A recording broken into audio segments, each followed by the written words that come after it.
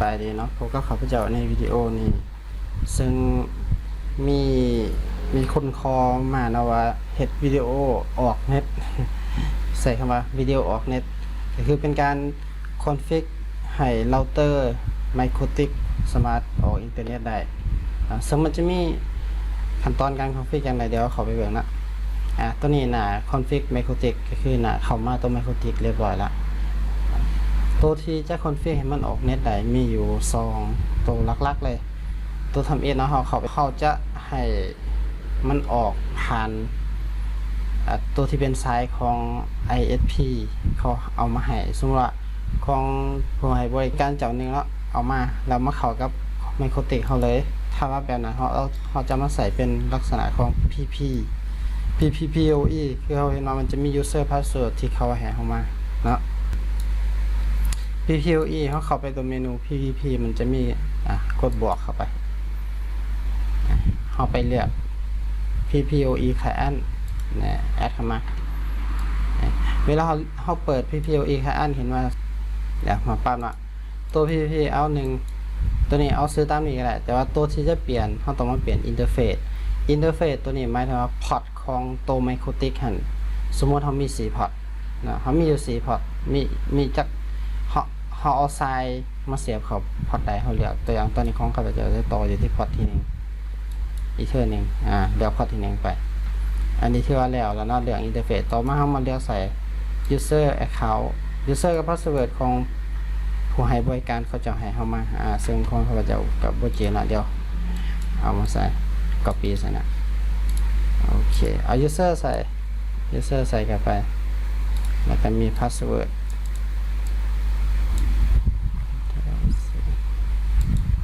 โอเคใส่ user password ไปตัวนี้ติ๊กเป็น DNS DNS ขั้นตอนนี้ถือว่าเกือบแล้วเนาะหลังจากเขาใส่ user อันนี้มันผู้ให้บริการเขาให้เอามา password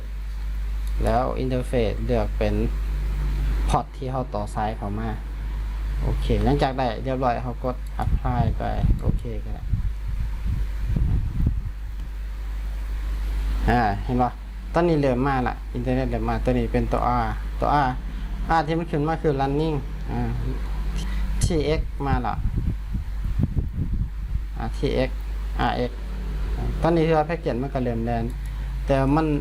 หลังจากเขาคอนฟิกตัวนี้แล้วหมายถึงว่าตัวเราเตอร์เขามันจะออกเนี่ยได้บ่เขาลองใส่คำมา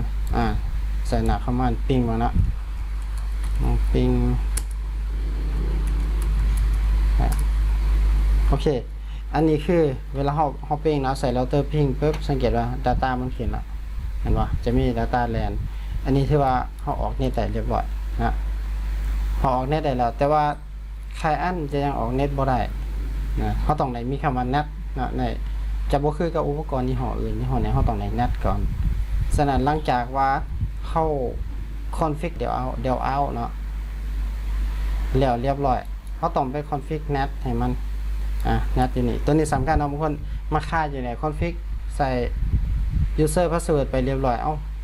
เป็นยังใครอันคือออกเน็ตบ่ได้คือตัวนี้เครื่องของข้าพเจ้าเองก็จะยังออกบ่ทันได้เทื่อจะยังบ่ทันไปอินเทอร์เน็ตนะ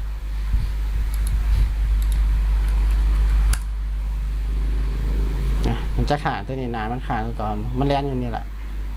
จะบ่ไปคือเน็ตบ่ได้เห็นบ่ทีนี้วิธีแก้เข้าไปคอนฟิกไฟวอลเครื่องนั้น net นะเข้าไปที่ IP ไปที่ไฟวอลไฟวอลรุ่นเลือกไปที่ net เลือกไปที่ net แล้วไปเพิ่มตัวนี้เนาะตัวนี้สำคัญเลยเพิ่ม net รุ่นขึ้นมาอยู่ที่ net รุ่นนี่ให้เขาออก net เป็นค่าได้เท่าจะออก net เมื่อกี้นี่เขาคอนฟิกไปเป็น PPoE out 1เขาก็มาเลือกอินเทอร์เฟซเนี่ยให้เลือกเป็น PPoE out 1อันนี้เป็นค่าอินเทอร์เน็ตที่เราออกดูตัวนี้เลือกเป็นSubnet ถึงแล้วตัวที่ต้องปรับเพิ่มก็คืออยู่ที่ Action Action ตัวนี้จะเลือก Masquerade โอเคคอนฟิกตัวนี้เข้าไป หนึ่งเฮาเข้ามาปรับค่า PPOE out ให้เลือกค่าที่เฮาคอนฟิกออกเน็ตไปเมื่อกี้นี่ก่อนหน้านี้แล้วชี้แอคชั่นให้มาเลือกที่มัดคิวเลตนะเท่านี้กด apply ไปเลยโอเคจะขึ้นมาอยู่นี่เห็นบอก data land แล้วเราลองไปเปิดที่ browser ไปถ่ายยังไงเข้าเว็บได้เรียบร้อยอันนี้การคอนฟิกให้ออกเน็ตของ Microtik มันก็มีง่ายๆเนาะแต่อีกวิธีหนึ่งที่เห็ดเป็นถ้าเราจะเห็ด DHCP แค่อันไม่สมมติว่าเรามีเราเตอร์ตัวลักอยู่เราจะใส่ตัว Microtik หับ IP ตัวนั้นมาแล้วแจกต่อทั้งเสียเนาะอันนั้นคือนะเป็นแบบไขอันซึ่งมันต้องลักษณะนั้นสมมติว่าเราต่อสายเข้ามาพอร์ตบ่แม่นเอามาจาก IP โดยกองเนาะตัวนี้ต้องมาจากสวิตช์หรือมาจากเราเตอร์ตัวที่เป็นเกตเวย์ก่อนหน้าแล้วเราเอาสายนั้นมาต่อใส่กับอุปกรณ์ Microtik เฮาเพื่อให้สามารถออกเน็ตได้คือกันลักษณะนั้นมันก็คือเป็น DHCP client ส่วน DHCP client มันก็จะไปคอนฟิกอยู่ที่นี่นะมันจะมี IP และ DHCP client ง่ายๆเนาะวิธีนี้บ่ได้เฮ็ดหยังเลยมีแต่เข้ามา DHCP client แล้วผมว่าพอร์ตที่เฮาเอาสายต่อจากเราเตอร์หน่วยนั้นมาที่มันแจก IP มาแม่นตัวใดเฮาก็เพียงแต่มาเลือกDHCP client แล้วกด add แล้วก็เลือกพอร์ตให้มันถูกแล้วพอนะว่าพอร์ตที่มันแจก IP มาให้เฮาตัวใดเขาเลือกพอร์ตนั้นแล้วกด apply ไปก็ถือว่าเท่านี้จะออกเน็ตได้ซึ่งบ่มีอย่างไรเนาะตัวนั้นเป็น DHCP client โอเคอันนี้ขั้นตอนที่ให้ Microtik สามารถออกอินเทอร์เน็ตได้โอเคก็จะมีประมาณเท่านี้เนาะสำหรับ Microtik ผู้ใดสนใจอยากให้เห็นหัวข้อตัวใดนะสามารถคอมเมนต์หรือว่าทักเข้ามาได้เนาะจะได้เห็นเป็นหัวข้อให้